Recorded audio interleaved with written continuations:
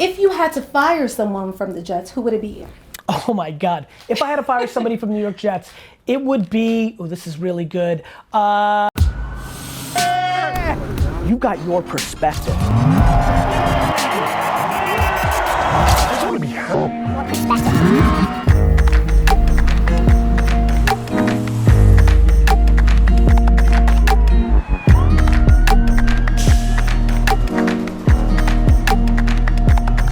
How are you? What's your name? Chris. Nice to meet you. Josh. Josh, how are you? Nice to meet you guys. I'm 17 years old. I'm going off to NYU next year, Tisch for TV and film.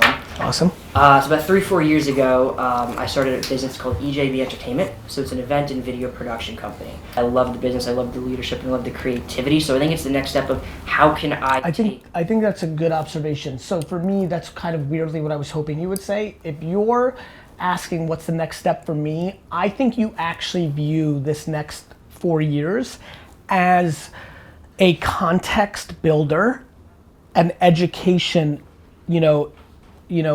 excursion. And so for me, my hot take is how do you get closest to, and you've heard this from me if you follow me, how do you get closest to who you want to be? Get as close to the sun of the thing that you want to be, and you will win if you're capable. Like if you want to be Jimmy Fallon, if you want to be Steven Spielberg, at all costs, you need to work for those people for free. Okay. Like to me, if I think back to what did I do, and there's always things to do better, I think that I didn't have to go back to Springfield, Jersey and work at Wine Library all 4 years. I think one of those years working at Walmart's corporate office in Bentonville would have done me a lot of good. Okay. So I think if you've made the commitment to like, hey, I'm gonna learn certain things from NYU, I would say with every other minute you have, instead of building a business, which you've already done and have some understanding about, I would try to get more context from things that you want to be, right? Like I'm flabbergasted by kids taking a job they hate for $4,000 more so they can buy something or have 2 roommates instead of 3, versus when they want to be something, having the access to that from 17 to 25 to then go on and do it for the rest of their lives. So for me, making people laugh and producing movies, it's fucking what comedian can you work for free and get as close. And to me, it's like if you have your 4 favorite comedians and they all say yes, whoever lets you be the closest to real life. Because the context of seeing it is disproportionately valuable. Chase, you watch me from afar. You did what D-Rock did for others. What was the biggest thing you learned in the first 30 days of being here that wasn't obvious even though you passionately watched us from afar? Not overthinking it. I've been on so many teams where it's just like, think about each piece and we just go here. And that's what works. So to me, what he learned in like week 1 is like disproportionately valuable. Like eliminating subjectiveness and valuing speed and output is a 2019 model that matters. Because the internet's distribution is unlimited, whereas old television and film, you had to overthink it because you put it out once and that was that. It's volume. The best thing that can happen to you is having an experience similar to that within the craft that you care about.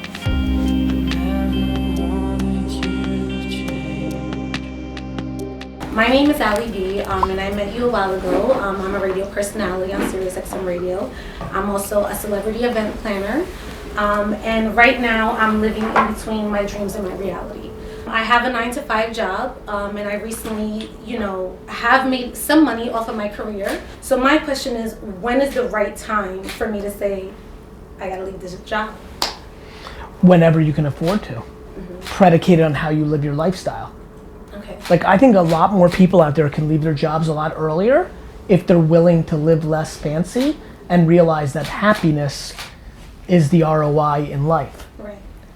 I mean, the amount of people who are watching this right now who I would just wish would sell their home, go rent, which would then allow them to quit their job, or if they're renting, stop buying dumb shit, which would allow them to leave their job.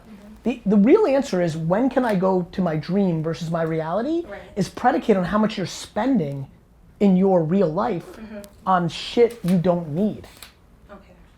Now, everyone's in different life cycles. When I look at these youngsters, especially if somebody's under 25, I'm like, live with 19 of your fucking friends and eat fucking 99-cent fucking White Castle and go. Your stomach's still good, like you can go, right? Right. Other people have kids and like, but to me, the conversation that nobody's having is what's your expenses look like. Well, I still live in the Bronx, so I'm Respect. in a nice studio. Respect, but like the question is, but you could live with mom. You could. I could. And not that I think you should. The question though for a lot of people is like, hey, especially people that have a little something going. You know, people that are still in their head and haven't even started singing or selling rum or doing events like that. Right. They probably have to wait a little bit for some foundation. But like to me, it's like, when do you jump in the pool? Like, right, when you're a kid, like it just happens, right? You could, but then you would say to me, but if we were having drinks and we were best friends since grammar school, you'd be like, yeah, but I don't want to do that. Like, I'm dating or this. And like, there is no right answer. But the reason I'm giving you this answer is nobody's talking about expenses. Right. Like, I've had this conversation with some friends, and after an hour over like a hot dog, you realize like maybe you don't have to do your nails 3 times a week. Maybe you don't have to go to 2 vacations. You can go to 1. Like, it gets really interesting. I think it comes down to how much is your reality killing you and how much is your dream pulling at you. Right. Some people, the delta's enormous. They fucking hate their job. Right. And they just love singing more than breathing. Right. So for me, I'm like, go rogue. For other people, like, yo, I don't love my job, but it's all right. You know, like I can, like 3 out of 5 days a week, I'm like, cool, I like my coworker, like, and my dream is like, I really, really like it. That becomes the question, right? The reason I was a DNF student was I couldn't breathe if I wasn't an entrepreneur long before it was something cool. And that's who I became. The same way that athletes they suck at school, they suck at everything else.